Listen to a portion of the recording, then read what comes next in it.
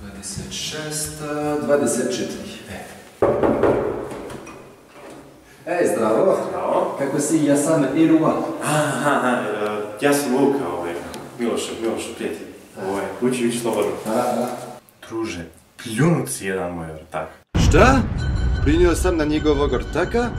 A siguran sam da nisam, pogotovo sa ovom koronom. Samo što on je ovako malo niži, možeš mu burek jesti iz glave, ali to je top, on je lik.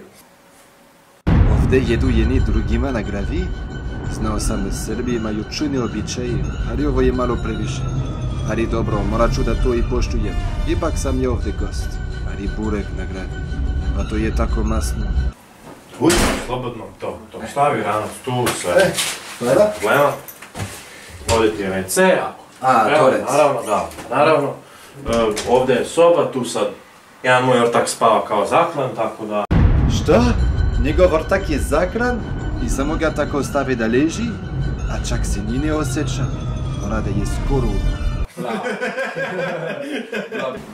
Fara puno što si me ugostio. Ma ništa, brate. Brate? On mi je brat? Pa to bi objasnilo zašto je tako fin prema meni i što mi je ugostio. Da li delimo mamu ili tatu? Ali to znači da ja imam srpsko poreklo?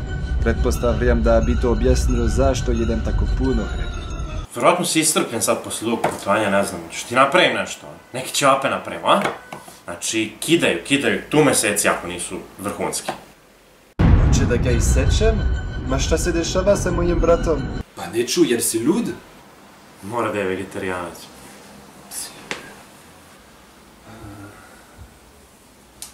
Tu si je.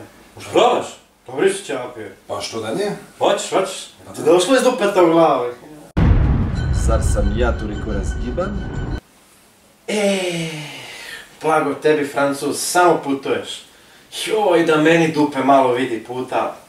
Njegovo dupe može da gleda, čak i kroz pantalone. Možda putuje ko. Možda i moje može da vidi. Pa šta, pokušavam da se uklopim? Pun mi kurac ovog sranja. Emporté par la